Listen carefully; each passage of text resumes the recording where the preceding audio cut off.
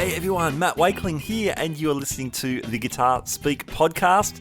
This is the show I produce in Sydney, Australia, and I hope you're doing really great wherever you are in the world.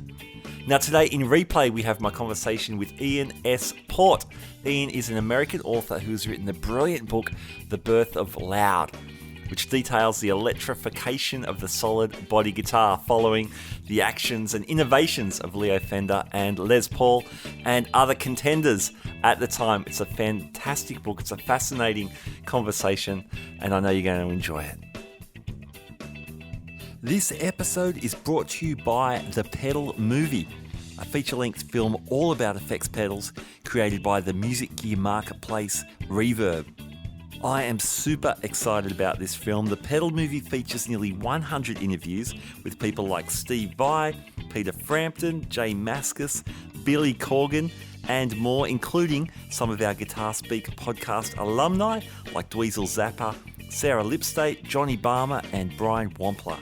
Reverb's The Pedal Movie is available now on iTunes, Google Play, and Vudu. For more information, visit www.thepedalmovie.com. Today's episode is also brought to you by Fretboard Biology, the comprehensive online guitar course put together by Joe Elliott. Now, Joe is not only a fantastic guitar player, he draws on his years of experience as the ex-head of guitar at the Guitar Institute of Technology and also at the McNally Smith Music College. Here's a few words from Joe about the course. You're tired of wading through hundreds of random guitar videos and just want to become a better player. Fretboard Biology is your answer.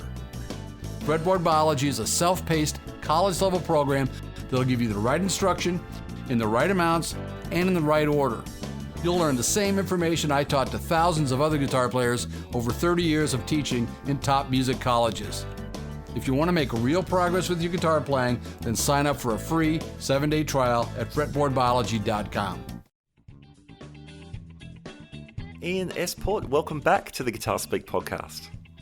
Thank you. Thanks for having me. Great to have you back. We loved having you on our Stratocaster special podcast, and great to have you to talk about your book in its fuller context. And the book, of course, is The Birth of Loud, Leo Fender Les Paul, and the guitar pioneering rivalry that shaped rock and roll. So that book was launched in, I believe, January this year, 2019, and we're on the edge of the paperback being released in November, around the 19th, I believe.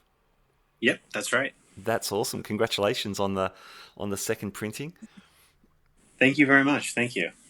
Now, Ian, before we talk about the book, can I get a bit of your backstory? I understand you've been playing guitar pretty much all your life and grew up in California. These days you're located in New York. Let's talk guitars first. When did you start playing and what inspired that? It was funny. I started playing when I was 10 years old. And, I kind of grew up in a sort of musical family. My dad was into music. His parents were into music. There was music everywhere. And, when you're 10 years old and you grew up listening to rock and roll, obviously it's pretty fun the idea of picking up an electric guitar. So I started out with that. My first guitar was a PV Predator, like a PV Stratocaster kind of. Yeah. I remember those. Yeah, and it's actually, I still have it. It's a pretty great little guitar. I think we paid like $250 for it or something new. Yeah. It was Nice. Yeah. And what about the writing career? Because you've I should back up. You're in New York now, but you've been in California. You've written for Rolling Stone, The Village Voice. You were the music editor at the San Francisco Weekly. Now high-selling book author. How did you stumble into writing?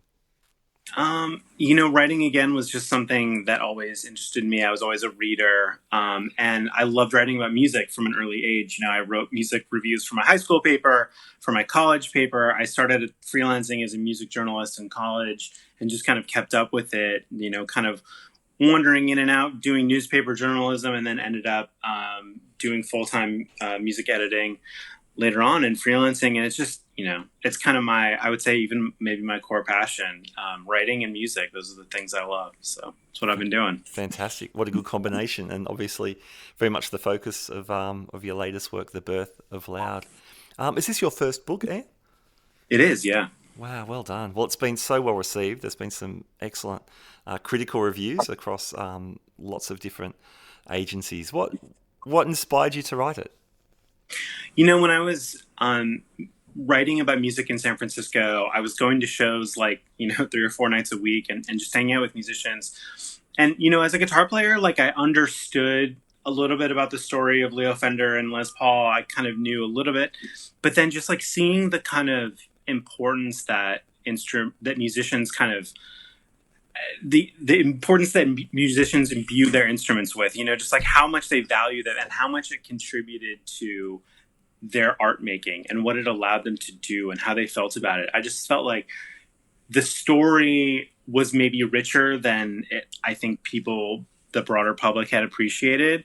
And I was so fascinated as I looked into it more by just the characters of Leo Fender and Les Paul and just how different they were, but at the same time, sort of how similar, and just the incredible arc that they had. And it was just like, I just saw it kind of pretty quickly, like, wow, this could be a really cool story, both from the standpoint of music and guitars, but also just kind of, from the standpoint of an American life and what it means to kind of be a success and innovate and create and that sort of stuff.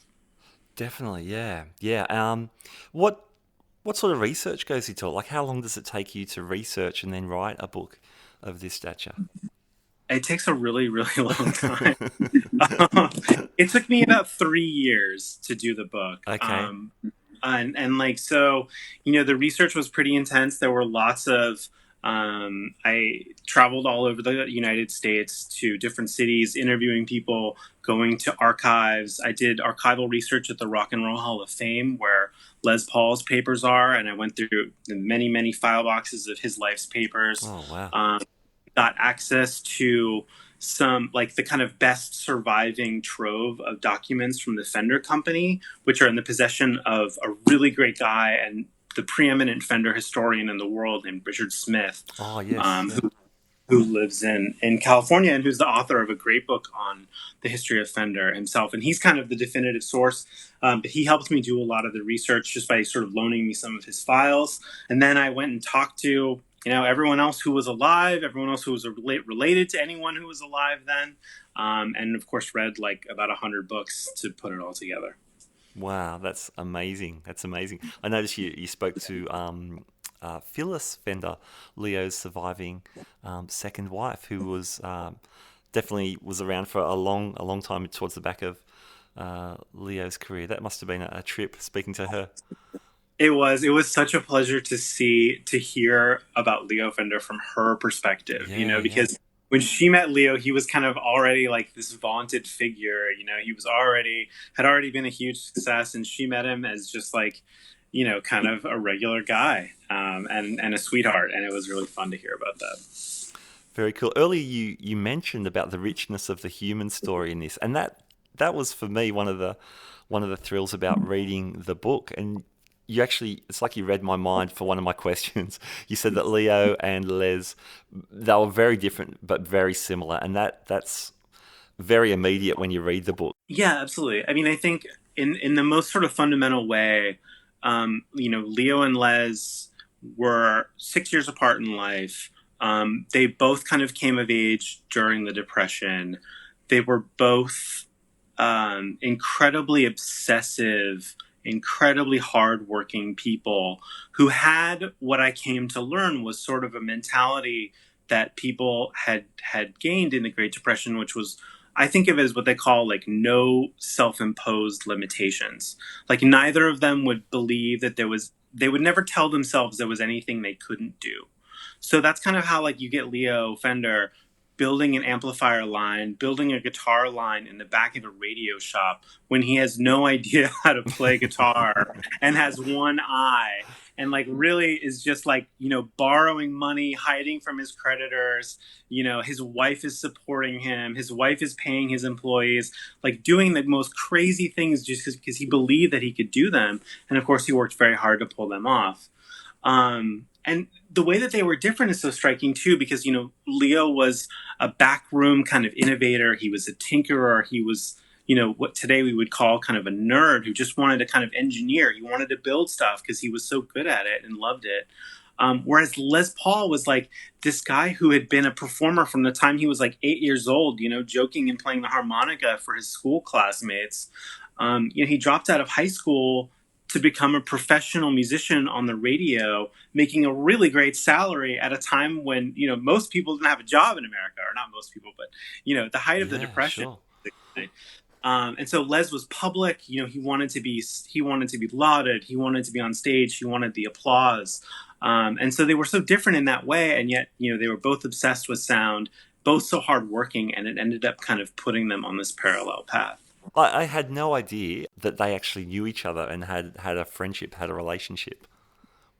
Yeah, I mean, that was kind of a huge aha moment for me when I sort of found that out. And, it was a hard thing to illuminate because you saw the people on both sides kind of reference this relationship. And of course, Les talked about it, and, you have kind of evidence and different accounts of how these meetings went down. But they did know each other. Les had his backyard studio in Hollywood in the late 40s. And that studio was like a magnet for every kind of musician and then every sort of electronics tinkerer in LA or in Southern California at the time. And Les was hanging out with, country Western musicians, and those same country Western musicians were getting pitched by Leo Fender to use his amplifiers, his very early amplifiers. And so it was only really a matter of time before Leo Fender showed up at Les Paul's house, and the two of them, started talking. I hope you are enjoying today's interview. Now, this podcast is brought to you by The Pedal Movie, a feature-length film all about effects pedals created by the music gear marketplace Reverb. Now, we love guitar pedals here on the Guitar Speak podcast, and we're super excited on the release of this film. The Pedal Movie explores how effects pedals and their builders have shaped modern music and guitar playing over time, from the fuzz pedal experiments of the Rolling Stones and Jimi Hendrix through the shoegaze and indie rock of the 90s and up to the modern day use of effects. Reverb also speaks with builders and leaders from more than 50 pedal brands to answer the big question, how did guitar pedals get so big? Reverb's The Pedal Movie is available now on iTunes, Google Play and Voodoo.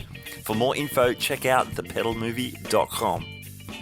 Today's episode is also brought to you by Fretboard Biology, the comprehensive online guitar course put together by master guitar teacher Joe Elliott. Now, I was a beta tester for the course, and as a music educator myself, I was very impressed by the logical layout and format of the course. Heavyweight guitarists such as Brett Garsed and Greg Koch have also endorsed the program, so check it out at www.fretboardbiology.com. Okay, back to our interview. You describe an arms race to electrify the guitar, and Paul Bigsby is also an interesting figure in this race. What was the need for the amplification, and how does Bigsby feature in this as well? Sure. So one of the important things to understand is, like, at the time period we're talking here, just after World War II, there's been this huge social upheaval, and everyone is in a different part of the country from where they usually are. And they're suddenly coming into, like, finding out about different kinds of music. And music is just getting louder. The venues are getting bigger. Music is becoming more focused on kind of rhythm and the low end, the drums. And electric guitars just like couldn't keep up with that at that point. I mean, the electric guitar had been on the market, since Gibson's first one came out in about 1937, but they were basically amplified acoustic guitars, and they just couldn't really match the kind of louder, more dance hall kind of sound that music was going in, especially in Southern California. So, you have this huge kind of country western swing situation happening in Los Angeles. And one of the people who's there, besides Leo Fender and Les Paul, is a guy named Paul Bigsby, who is a little bit older than both of them. He's like this really tall, kind of burly voiced, cigarette smoking guy who's just like an incredible craftsman. Like, he can build anything. He designs patterns that could be used for engine parts, for submarine sides, for whatever they want. And he is a passionate country western player, although he's not a pro, and a fan who's friends with many of the big players on the scene. So Paul Bigsby kind of starts putting his his design and sort of craftsman mind toward building better steel guitars for musicians. And then eventually he builds this kind of prototype solid body standard electric guitar for a guy named Merle Travis that ends up really kind of becoming a breakthrough in the history of the instrument. There's some controversy around that guitar built for Travis and Leo Fender's access to the guitar and the influence on Fender's work. Could you speak into that? So what we know is that in May 1948, Paul Bigsby gives this guitar that he's custom built to Merle Travis. Sometime around then, Leo Fender sees Merle Travis playing this guitar and asks to borrow it.